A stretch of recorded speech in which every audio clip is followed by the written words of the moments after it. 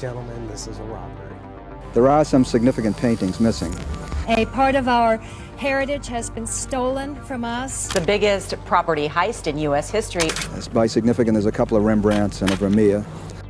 They are priceless in our eyes. $500 million.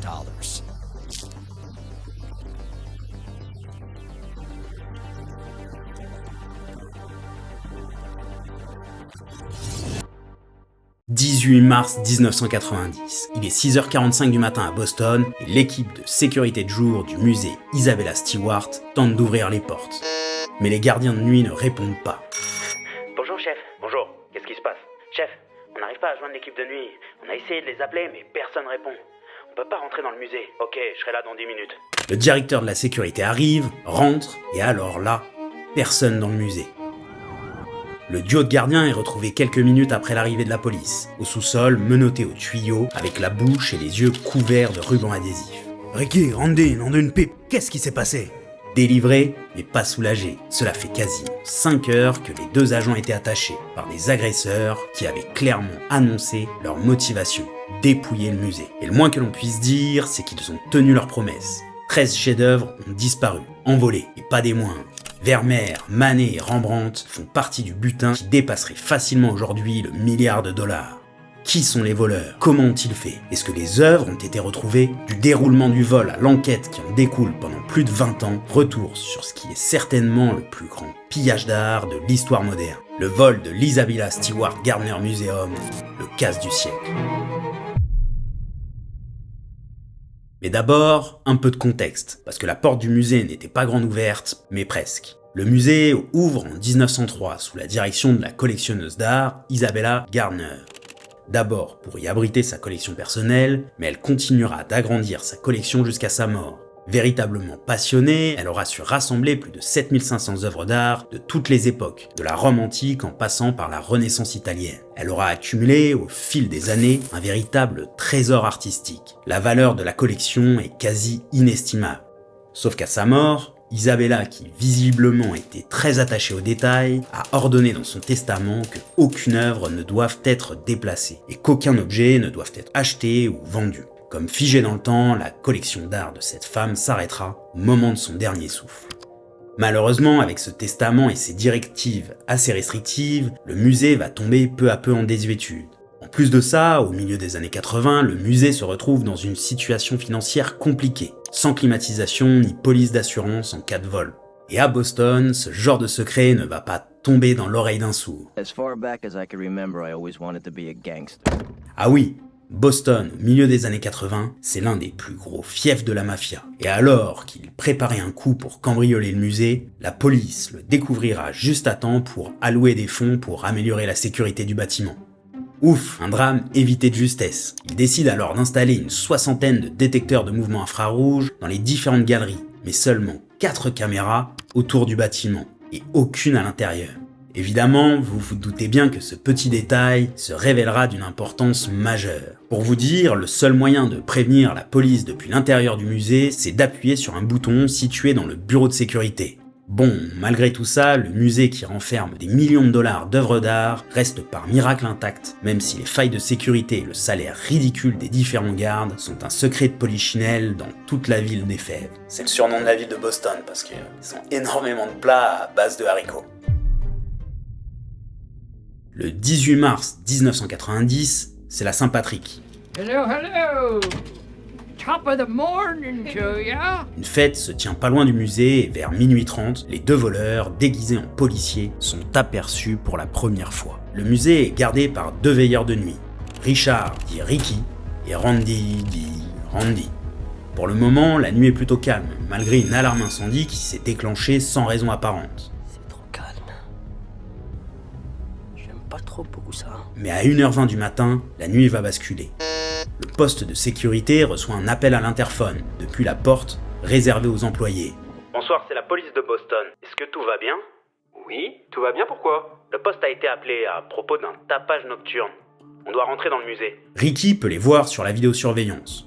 2 policiers qui ont l'air des plus sérieux possibles. Et même s'ils n'étaient au courant d'aucun événement ce soir-là, c'est la Saint-Patrick. Qui sait, il y a peut-être un soulard qui a tenté d'escalader la clôture. Puis surtout, on n'empêche pas la police de rentrer. À 1h24, il laisse rentrer les 2 hommes dans le musée, qui arrivent dans le hall, face au bureau de sécurité où ils se trouvent. Un petit détail va mettre la puce à l'oreille de Ricky. L'un des 2 policiers semble avoir une fausse moustache. Mais bon, ce bon vieux Ricky ne va pas avoir trop le temps de se poser la question, car tout va se passer très très vite. Vous êtes seul ici? Non, on est 2. Mon collègue est en train de faire sa ronde. Ok, appelez-le. On a besoin de le voir ici. Ok, je l'appelle. Hey Randy, viens au poste de sécurité s'il te plaît. Et venez voir par ici avec vos papiers. On va vérifier un truc. Votre tête me dit quelque chose. Je crois qu'on a un mandat d'arrêt contre vous. Bizarre. Ricky s'exécute et sort du bureau de sécurité pour rejoindre les 2 policiers. Ni une ni deux, il se retrouve plaqué contre le mur et menotté. À ce moment-là, Randy rentre dans la pièce et il se retrouve quasi immédiatement menotté à son tour. Bon, vous l'aurez compris, les 2 voleurs sont tous sauf flics et ils ne vont pas s'embarrasser en déclarant immédiatement leur intention aux 2 surveillants.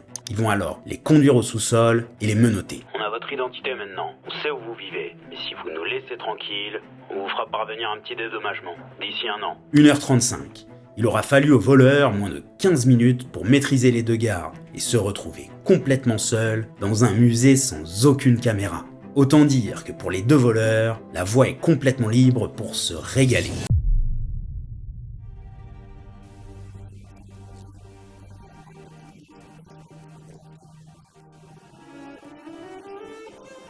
C'est peut-être là le plus drôle.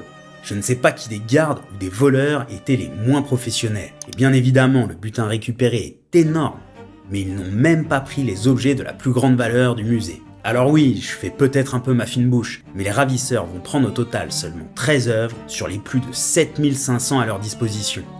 Vermeer, Rembrandt, Manet, Degas. On parle quand même ici de monuments de l'histoire de l'art. Mais bon. Les voleurs, qui avaient tout leur temps, ont arraché les œuvres de manière brutale et se sont passés à côté d'œuvres inestimables comme Michel-Ange, Botticelli ou encore le Rapt d'Europe de Titien, qui est estimé à lui seul à plusieurs centaines de millions de dollars. Et il y a même des pièces du musée dans lesquelles les voleurs n'ont même pas pris la peine de rentrer. Le stress, la précipitation ou tout simplement un amateurisme total de la part des 2 voleurs, qui ont même volé un vase en bronze chinois quasiment sans valeur. Bon, ça valait quand même quelques milliers de dollars, mais bon, vous avez compris. Au final, le vol ne dura que 81 minutes. Une fois qu'ils en ont eu assez, ils firent 2 allers-retours à leur voiture pour ranger délicatement leur butin. Ils ont quand même pris le temps de repasser au sous-sol pour demander aux gardes si tout allait bien et disparurent dans l'épaisse nuit de Boston. Au petit matin, lorsque les gardes sont retrouvés, immédiatement, le FBI prend le contrôle de l'affaire. Mais malheureusement, entre le manque de preuves, la sécurité complètement poreuse du musée et les outils technologiques de l'époque, les enquêteurs se retrouvent avec 2 pauvres petits portraits robots pour retrouver les malfaiteurs. Comme l'indiquait le testament d'Isabella, qui a dû bien se retourner dans sa tombe, rien ne devait être déplacé. Les cadres vides des peintures volées ont regagné leur emplacement respectif, à la fois en hommage aux œuvres disparues, mais surtout dans l'espoir de leur retour. Mais attendez, l'enquête n'est pas confiée à n'importe qui, c'est quand même le FBI. Ah, le FBI, c'est toute ma vie. Ils vont alors dresser toute une liste de suspects au fur et à mesure des années, à commencer par les fameux gardes qui étaient en poste ce soir-là. Parce que oui, certains détails mettent directement Ricky et Randy sur la liste des suspects. Déjà, il y a Randy, qui avoue très rapidement qu'il lui arrivait régulièrement de venir stone au boulot, et qui démissionnera juste après le casse. Mais c'est surtout le fameux Richard, Ricky, qui avait déposé sa démission 2 semaines avant le casse, qui se révélera être le principal suspect. Déjà, il a eu un comportement très suspect la nuit du vol. Lors de sa patrouille, il a entrouvert brièvement la porte latérale du musée pendant quelques instants. Un mouvement qui pourrait facilement s'apparenter à un signal pour les voleurs garés dehors. Un autre détail, et pas des moindres, renforcera encore un peu plus la suspicion sur Richard. Alors qu'un expert a estimé que le système infrarouge fonctionnait parfaitement le soir du crime, aucun pas n'a été enregistré dans la salle bleue pendant toute la durée du vol. Alors que la peinture chez Tortoni, qui a été volée ce soir-là, s'y trouvait. Et je vous le donne en 1000, bingo! Les seuls pas enregistrés cette nuit-là furent ceux de ce bon vieux Richard Abbott. Depuis, Ricky clame son innocence et de toute façon, les preuves ne sont pas suffisantes pour en faire de lui un suspect sérieux. Le FBI ayant déterminé que les 2 veilleurs étaient trop incompétents et idiots pour avoir participé au casse. Ensuite, entre 91 et 93, le FBI va porter ses suspicions sur 2 malfrats bien connus de l'époque dans le milieu de la pègre bostonienne. Il pense d'abord au chef du gang de Winter Hill, l'un des criminels les plus puissants de la ville de Boston de l'époque, James Bulger. Ses liens étroits avec la Boston Police pourraient expliquer comment les voleurs se sont procurés de vrais uniformes. Il affirmera ne pas avoir organisé le cambriolage, presque un peu vexé que le vol ait été commis sur son territoire sans qu'il n'ait pu toucher sa part. Dans la foulée, le FBI décidera d'abandonner cette piste au profit d'une autre, celle de Brian McDevitt. C'était un escroc de Boston. Il avait tenté en 81 de cambrioler un musée dans l'état de New York, en se déguisant en chauffeur FedEx, retrouvé avec des menottes et du ruban adhésif. Franchement, le parallèle avec le mode opératoire du vol du Gardner Museum est frappant. D'autant plus que ce dernier refusait de passer au détecteur de mensonges. Le FBI va alors prélever ses empreintes, et une nouvelle fois, chou blanc. Elles ne correspondent à aucune retrouvée sur les lieux du crime. Après 3 années d'enquête, aucune piste sérieuse. Et plus le temps passe, plus les chances de retrouver les œuvres s'amenuisent. Mais ça, c'était avant qu'une mystérieuse lettre vienne faire son apparition. 1994, l'année de ma naissance. Plus de 4 ans sans aucune piste sérieuse concernant ces fameux tableaux. Ce n'est pas faute d'avoir offert une récompense d'1 million de dollars à quiconque détenait une information pouvant mener à la récupération des œuvres. Sauf qu'en avril 1994, la directrice de musée de l'époque, Anne Hawley, va recevoir une lettre anonyme. Enfin, une piste, une personne prétend vouloir négocier le retour des œuvres. La lettre a été postée depuis New York et pas de doute, on a affaire à un professionnel. L'auteur explique qu'il ne connaît pas l'identité des voleurs, qu'à la base, les œuvres avaient été volées pour servir de monnaie d'échange pour faire sortir un ami de prison. Du coup, ils n'en ont plus besoin et le rédacteur, qui se décrit comme un simple intermédiaire, désire seulement 2,6 millions de dollars envoyés sur un compte offshore et l'immunité pour toutes les personnes impliquées, en échange du retour des œuvres au musée. Si les dirigeants du musée sont intéressés à négocier, il leur est demandé de placer un message codé dans le Boston Globe. Ils devaient, dans la catégorie échange de devises, placer un 1 devant la valeur de la lire italienne. Chose promise, chose due. Dans le Sunday Globe du 1er mai 95, leur code apparaissait. Malheureusement, et ce même si le FBI avait demandé à ses agents de se retirer de l'enquête le temps que les négociations puissent avoir lieu, Anne Hawley recevra une deuxième lettre qui sera la dernière du maître chanteur, avant d'une nouvelle fois complètement s'évaporer. À partir de là, plus rien. Aucune piste, aucune nouvelle. Le délai de prescription dépassé en 95 ne changera rien. Tout comme la récompense, augmentée à 5 millions de dollars en 97. Pendant quasiment 20 ans, le temps passe sans qu'aucune nouvelle piste n'éclose, jusqu'à que le FBI décide de faire son retour sur les devants de la scène. 23 years ago, 13 culturally significant pieces of art were stolen from Boston's Isabella Stewart Gardner Museum. FBI agents developed crucial pieces of evidence that confirm the identity of those who entered the museum. Mars 2013. Le FBI, par le biais de Richard Deslauriers, annonce dans un communiqué de presse avoir identifié les voleurs avec un degré de confiance élevé. Il pense qu'il s'agit de membres du gang Merlino, un autre gang influent de la mafia de Boston de l'époque. Les œuvres auraient été transportées jusqu'à Philadelphie avant que les voleurs tentent de les vendre en 2002.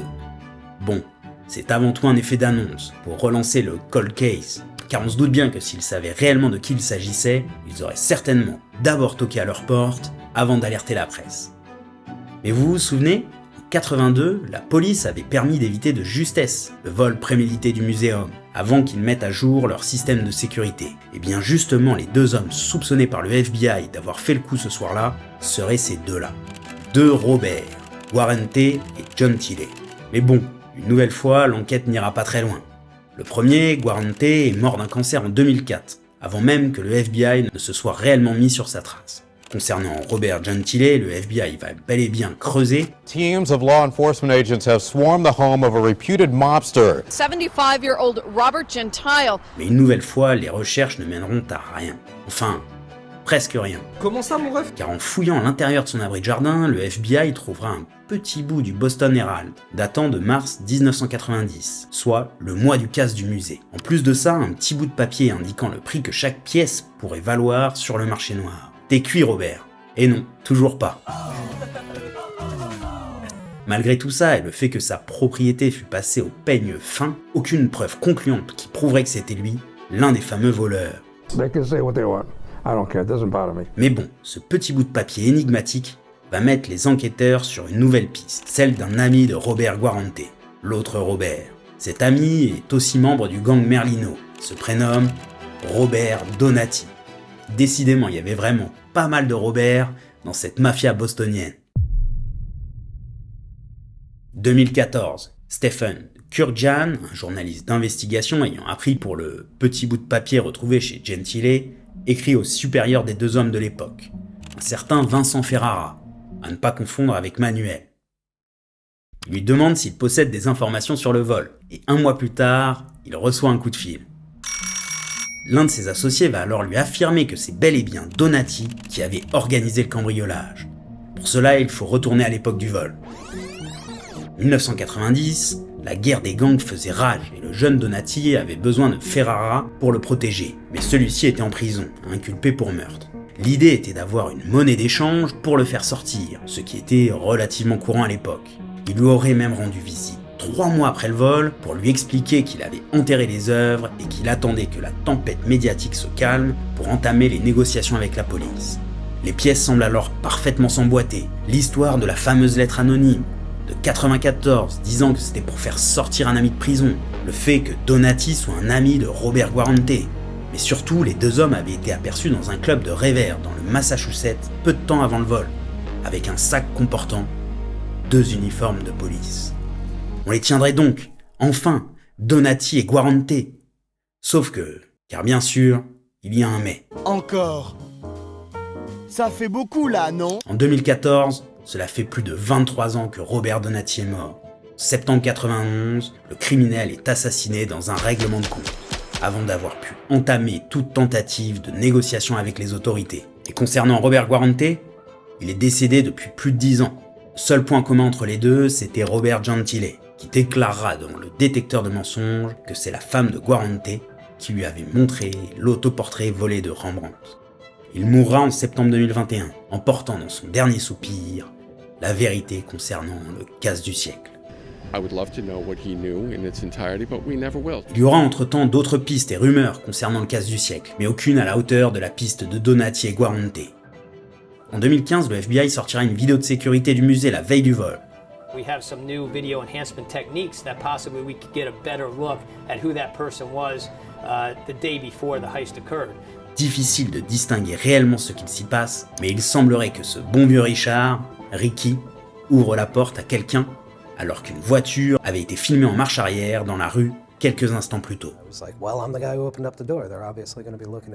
The FBI certainly was looking at him. These thieves definitely had inside information. Richard dira ne pas se souvenir de l'événement, ni reconnaître l'homme, et plusieurs anciens gardes du musée soutiendront Ricky, et diront reconnaître l'étranger comme le responsable de la sécurité du musée de l'époque. Une énième fausse piste de plus. Encore à ce jour, le mystère autour de ce casse demeure, et il reste considéré comme le plus grand vol de l'histoire de l'art moderne, à tel point que son influence est partout. Blacklist, Shameless, ou encore plus récemment l'un des tableaux volés et l'intrigue principale de la dernière partie de Lupin. Depuis 2017, la prime a été montée à 10 millions de dollars, ce qui en fait la plus grosse prime jamais proposée par une institution privée de l'histoire. Aujourd'hui, les enquêteurs semblent avoir épuisé toutes les pistes de ce crime qui demeure encore à ce jour non résolu. Les malfaiteurs semblent avoir échappé à toute trace, laissant derrière eux cette énigme insoluble. Mais finalement, c'est sûrement pour tout ça que le vol du musée Isabella Stewart Gardner est réellement le casse du siècle. Do you think you know what happened to them? No, I don't. I think they're being held. I believe they're there. I don't believe anything has destroyed them. Do you think they're together? No, but this is just instinct. C'est la fin de cette vidéo, j'espère qu'elle vous aura plu. Si c'est le cas, n'hésitez pas à liker et à vous abonner pour plus de contenu dans le style. Dites-moi en commentaire ce que vous en pensez et qui parmi toute cette ribambelle de suspects plus louches les uns que les autres a pu faire le coup selon vous. Perso, je ne sais pas pourquoi, mais le petit Ricky ne m'inspire pas trop confiance. Je sais que Netflix a fait une mini-série en 4 épisodes qui doit certainement être encore plus complète sur toute l'histoire, mais j'ai décidé de pas la regarder avant, histoire de pas me faire spoiler au fur et à mesure que j'enquêtais sur l'histoire. Je vous dis à la semaine prochaine pour une nouvelle vidéo, et d'ici là, portez-vous bien.